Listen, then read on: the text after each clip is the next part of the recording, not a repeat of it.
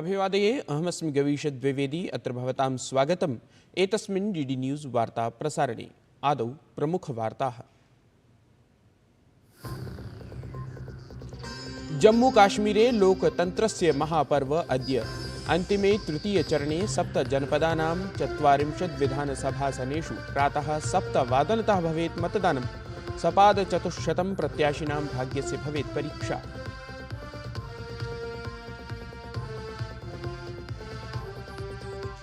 हरियाणा राज्ये निर्वाचनसंग्रामः प्रवर्तमानः।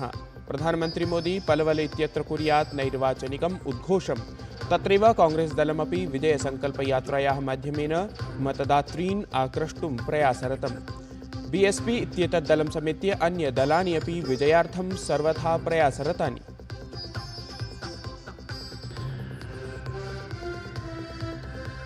प्रधानमंत्री नरेंद्र मोदी अद्य नवदिल्ल्यां जमैका प्रधानमन्त्रिणा डॉक्टर एंड्रयू होल्नेस इत्यनेन सह कुर्यात् प्रतिनिधिमण्डलस्तरीयां वार्तां।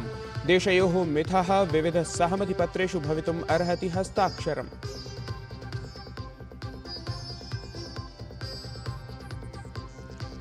कर्णाटकराज्यस्य मुख्यमन्त्रिणं सिद्धारमैया इत्येतं विरुध्य प्रवर्तननिदेशालयः कठोरतामाचरति। सिद्धारमैया इत्यस्य पत्नी पार्वती मुडा इति प्राधिकरणस्य आयुक्तं प्रतिपत्रं विलिख्य 14 संख्याकाः आवासभूमिः प्रतिदातुं प्रस्तावितवती।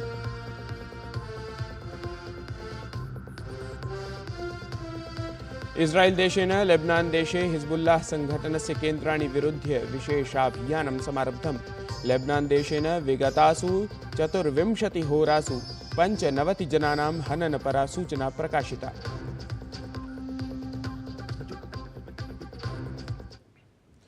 जम्मू काश्मीरे अद्य तृतीय चरणात्मकं मतदानम् अनुष्ठितं स्यात्। तत्र 40 विधानसभासनेषु आयोजयिष्यमाणाय मतदानाय निर्वाचनायोगस्य सज्जताः सम्पूरितं गताः। मतदानक्रमे 7 जनपदेषु व्यापृतेषु 40 विधानसभासनेषु 24 आसनानि जम्मू संभागस्य अथ 16 आसनानि कश्मीर संभागस्य सन्ति। राज्ये शान्तिपूर्णं मतदानं सुनिश्चेतुं व्यापकाः सुरक्षाव्यवस्थाः संकल्पिताः सन्ति। तत्र तृतीय चरणात्मकं मतदानमुद्दिश्य 65,500 मतदानकेन्द्राणि व्यवस्थापितानि सन्ति। मतदानम् अद्य प्रातः 7 वादनतः समारभ्य सायं 6 वादनं यावत् प्रवर्तितं स्यात्। हरियाणा विधानसभा निर्वाचनमालक्ष्य विभिन्नैः राजनीतिकदलैः सर्वात्मना प्रयत्यते। एतस्मिन् क्रमे अद्य भारतीय जनता पार्टी इति दलस्य वरिष्ठः प्रचारकः प्रधानमन्त्री नरेंद्र मोदी पलवलस्थले निर्वाचनजनसभां सम्बोधयेत्। हरियाणा राज्ये अक्टोबर मासस्य 5 दिनाङ्के सर्वेषु एव 90 आसनेषु एकस्मिन्नेव चरणे मतदानं भविष्यति। तावत् मतगणना अथ निर्वाचनपरिणामाः अक्टोबर मासस्य 8 दिनाङ्के घोषयिष्यन्ते।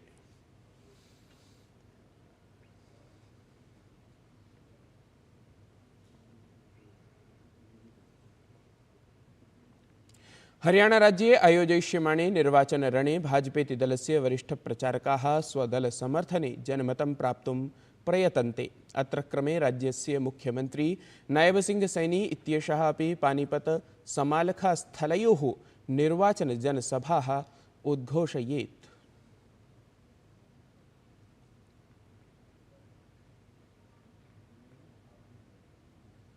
तावत् हरियाणा विधानसभा निर्वाचने विजयम् अवाप्तुं कांग्रेस दलस्य नेता राहुल गांधी इत्येषः राज्ये गतदिनात् निर्वाचनप्रचारं समारब्धवान्।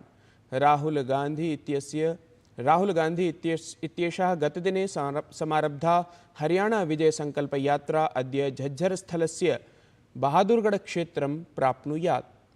सोनीपतस्थलस्य 5 विधानसभाक्षेत्राणि उपेत्य एषा यात्रा गोहानास्थलं प्राप्नुयात्। तत्रैव भूपेन्द्र हुड्डा इत्येषः अथ राजस्थानस्य पूर्वोपमुख्यमन्त्री सचिन पायलट इत्येषः अनाजमण्डी समालखा क्षेत्रे जनसभां सम्बोधयेत्। हरियाणा विधानसभा निर्वाचने विजयम् अवाप्तुं सर्वाणि अपि दलानि प्रयतन्ते। अत्र क्रमे बसपा इति दलस्य प्रमुखा मायावती इत्येषा अद्य राज्यस्य यमुनानगरे निर्वाचनजनसभां सम्बोधयेत्। तत्रैव इनेलो इति दलस्य प्रमुखः ओम प्रकाश चौटाला अपि राज्यस्य मतदातॄन् आक्रष्टुं निर्वाचनप्रचारं कुर्यात्। ध्येयं यत् हरियाणा निर्वाचने बसपा इनेलो इति दलद्वयस्य संयुतिः अस्ति। निर्वाचनप्रचारक्रमे तावत् दिल्ल्याः मुख्यमन्त्रिपदासीना आतिशी इत्येषा पानीपतग्रामीणविधानसभाक्षेत्रे मार्गीयं प्रचारं कुर्यात्।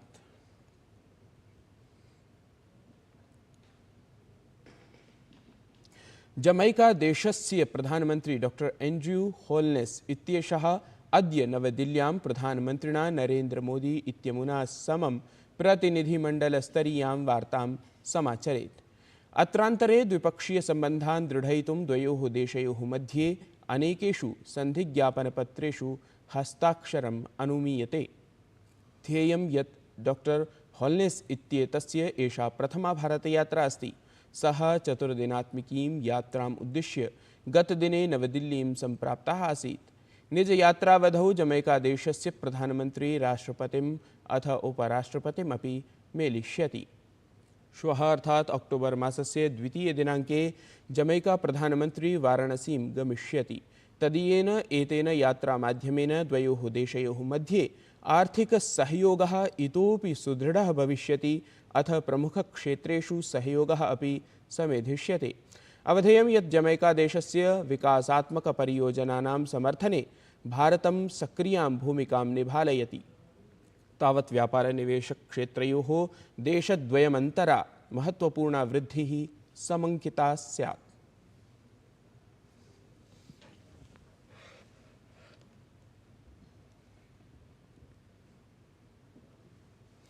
प्रधानमन्त्री नरेन्द्र मोदी स्वीयेन इस्राएल देशीयेन समकक्षेण बेंजामिन नेतन्याहू इत्यनेन सह दूरभाषयन्त्रेण वार्ताम् अकरोत्। उभौ अपि नेतारौ पश्चिम एशिया क्षेत्रे जाते घटनाक्रमे विचारं विमर्शं च कृतवन्तः। प्रधानमन्त्री मोदी एक्स इति जनसञ्चारपटले वार्ताविषये संसूचितवान्। असौ लिखितवान्, अस्माकं चिन्तनानुसारं विश्वस्मिन् आतङ्कवादाय कुत्रापि स्थानं नास्ति। प्रधानमन्त्री अकथयत्, क्षेत्रीयसङ्घर्षपरः अवरोधः अथ सर्वेषां बन्धकानां सुरक्षितरीत्या मुक्तिः महत्त्वपूर्णा अस्ति। सः पुनरपि अकथयत्, भारतदेशः शान्त्यर्थं स्थिरतायै च क्रियमाणेभ्यः प्रयासेभ्यः सर्वथा प्रतिबद्धः अस्ति।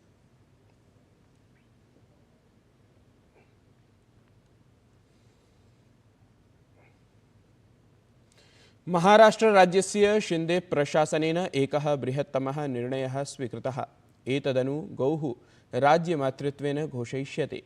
महाराष्ट्र प्रशासनस्य मन्त्रिमण्डले एषः निर्णयः स्वीकृतं गतः। महाराष्ट्रस्य उपमुख्यमन्त्री देवेन्द्र फडणवीस इत्येषः उक्तवान् यत् देसी इति विशेषप्रजातिपरा गौः अस्माकं कृषकेभ्यः वरदानत्वेन अस्ति। अतः गौः राज्यमाता घोषयिष्यते इति निर्णयः अस्माभिः गृहीतः अस्ति।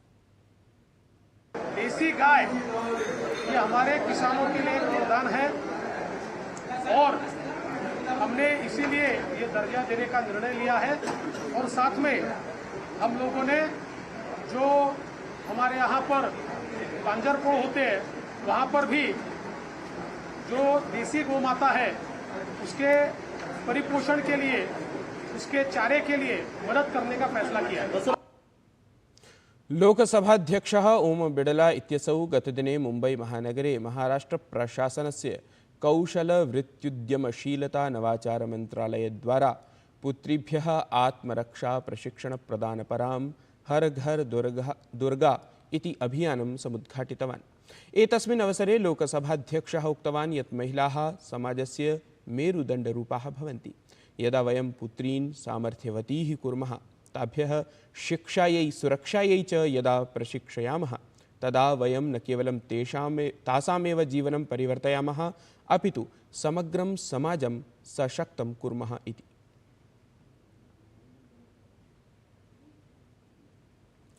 सबकी योजना सबका विकास इति विषयम् आदाय पंचायती राज मन्त्रालयः देशस्य ग्रामीणक्षेत्रेषु विकासस्य नूतनान् आयामान् रचयति।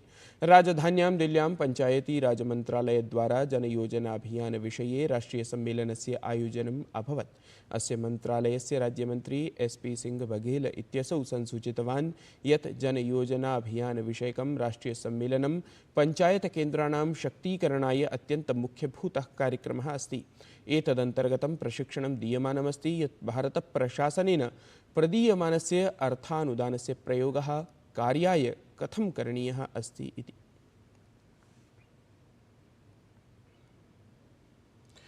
उत्तरप्रदेशस्य मुख्यमंत्री योगी आदित्यनाथः गतदिने हरियाणाराज्यस्य भिवानीस्थले एकां जनसभां सम्बोधितवान्। सः उक्तवान् यत् हरियाणाराज्ये विगतेभ्यः 10 वर्षेभ्यः द्रुतगत्या विकासः सञ्जातः, सम्पर्कसौविध्यं च संवर्धितम्। राहुल गान्धेः अयोध्याप्रकरणे प्रकाशितं वक्तव्यमालक्ष्य अपि योगी आदित्यनाथः उक्तवान् यत् कांग्रेसदलं सदैव हिन्दूनाम् अथ सनातनसंस्कृतेः अपमानं करोति अथ देशात् बहिः संवैधानिकसंस्थानां विरोधे वदति। नेपालदेशस्य जलौघस्थितेः दुष्प्रभावः बिहारराज्ये अपि दृश्यते। बिहारराज्ये कोसीनद्याः जलस्तरे वृद्धिकारणेन राज्यस्य 13 जनपदेषु जलौघस्थितिः समुत्पन्ना। तावत् बिहारराज्ये साहाय्योद्धाराभियानं सजवं प्रवर्तमानमस्ति। केन्द्रबिहारप्रशासनस्य च अभिकरणानि सम्मिल्य राज्ये सर्वसम्भवं कार्यं समाचरन्ति।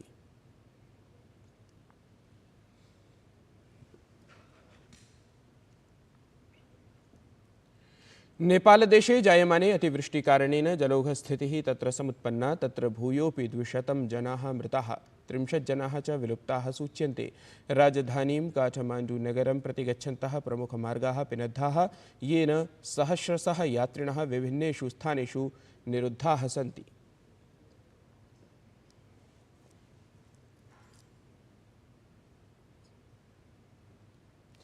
कर्णाटकराज्यस्य मुख्यमन्त्रिणं सिद्धारमैया इत्येतं विरोध्य प्रवर्तननिदेशालयेन MUDA इति मैसूरुनगरविकासप्राधिकरणसम्बद्धे वञ्चनाप्रकरणे प्राथमिकी लिखिता आसीत्। तदनन्तरं सिद्धारमैया इत्येषः प्रतिकूलस्थितिं सम्मुखीकरोति।